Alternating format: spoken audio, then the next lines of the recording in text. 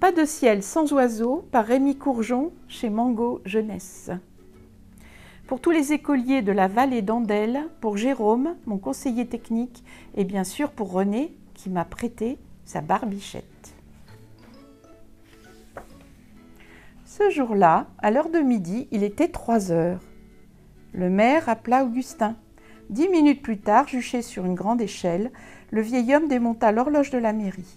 Il changea un engrenage, tendit le ressort, graissa le mécanisme, détordit les aiguilles et accorda les « dong dong » sur un « la » parfait qui pouvait servir de référence aux musiciens du village.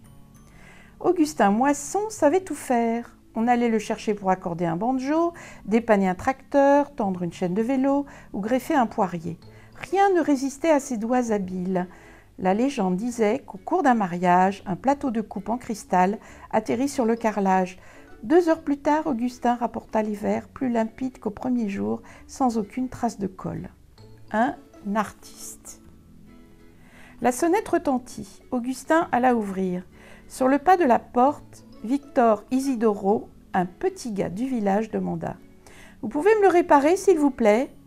Le vieil homme découvrit dans ses mains le corps sans vie d'un rouge-gorge. « Ah non, mon petit bonhomme, ça, je ne peux pas. » Les yeux mouillés du gamin implorèrent de plus belle. « Allez, monsieur Augustin !» Le vieux bougonna et répondit par réflexe. « Bon, laisse-le moi, je vais voir ce que je peux faire. » Le corps de l'oiseau resta toute la matinée sur la table de la cuisine. Chaque fois qu'Augustin le voyait, il pensait au gamin. Quand Victor reviendra, je lui expliquerai que tout ça ne se répare pas, que la vie s'arrête et tout ça.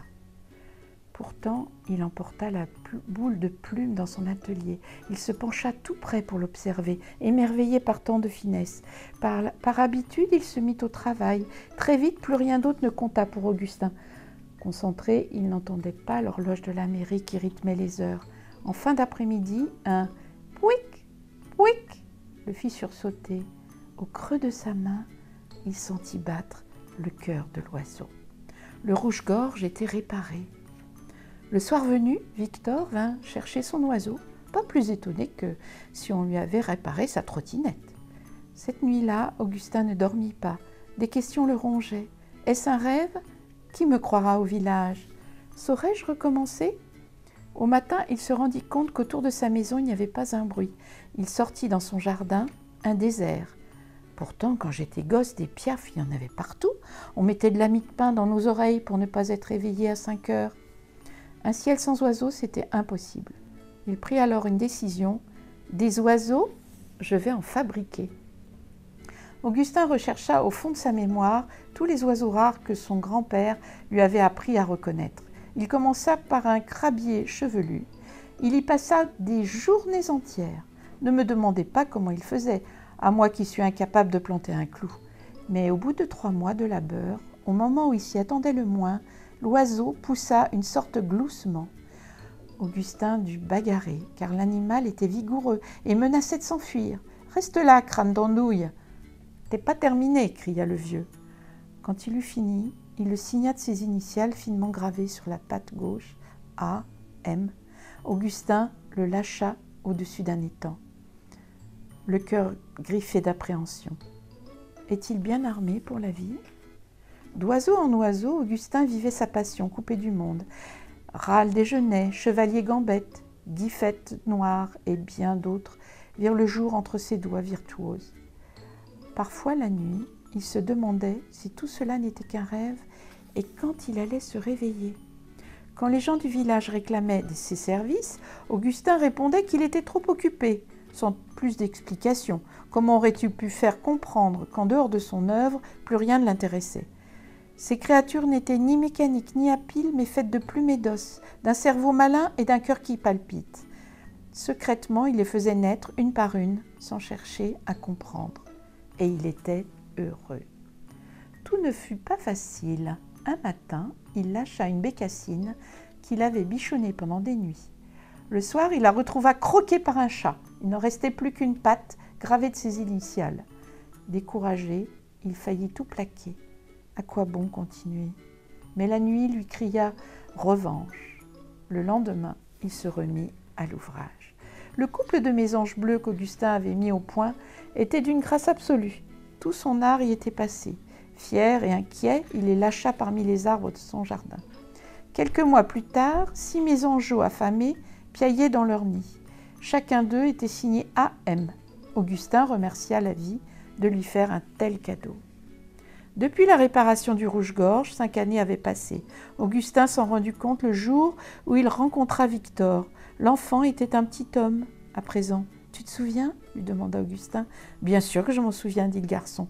Alors suis-moi. » Soulagé de pouvoir enfin partager son secret, Augustin invita Victor dans son atelier. Émerveillé, le garçon découvrit son œuvre. « Veux-tu que je t'apprenne ?» demanda le vieux. Les yeux de Victor s'ouvrirent tout ronds, comme 2 grands « oui ». Le garçon débuta par un Corvux corax, ou grand corbeau, un gros oiseau solide, c'est plus facile pour commencer. Augustin lui apprit des gestes, les outils, les matériaux. Victor était attentif. Le travail avançait bien. Un mercredi, alors qu'Augustin s'occupait de ses rosiers, il entendit un hurlement dans l'atelier. Il se précipita. Le garçon se débattait avec son corbeau qui tentait de lui donner des coups de bec. Tous les deux durent l'emmailloter pour ne pas qu'il casse tout. Victor grava VI sur la patte gauche de l'oiseau. Ils le lâchèrent en montagne pour lui offrir un ciel vaste. Au fil des oiseaux, la maîtrise du garçon grandissait, ainsi que la confiance d'Augustin. Victor travaillait dans la dentelle et choisissait les oiseaux les plus fins. Entre ses doigts, Traqueur rieur, Rémis Pinduline et Pigrièche ne pouvaient résister à l'appel de la vie. Les 2 amis lâchaient à présent des oiseaux, plus souvent signés par Victor que par Augustin. Augustin admirait le savoir-faire du jeune homme, son énergie. Sans fatigue, Victor faisait en 3 jours ce que lui mettait 3 semaines à réaliser. Surprise, un matin, il découvrit sur l'établi du garçon un maquereau frétillant qu'il venait juste de terminer. « Ah, ça change un peu des oiseaux, dit Victor. Et à la Bresse, c'est délicieux, fit remarquer Augustin en riant. Ils partirent l'offrir à la mer, qui est le ciel des poissons. Un soir d'été, après une longue journée d'atelier, alors que les 2 amis se reposaient dans le jardin à écouter leurs oiseaux, Victor regarda Augustin, ce vieux monsieur qui lui avait tout appris, et il décida « Quand Augustin mourra, je le réparerai. » Mais que fabrique donc Augustin Moisson, tout seul depuis des années, au fond de son grand atelier ?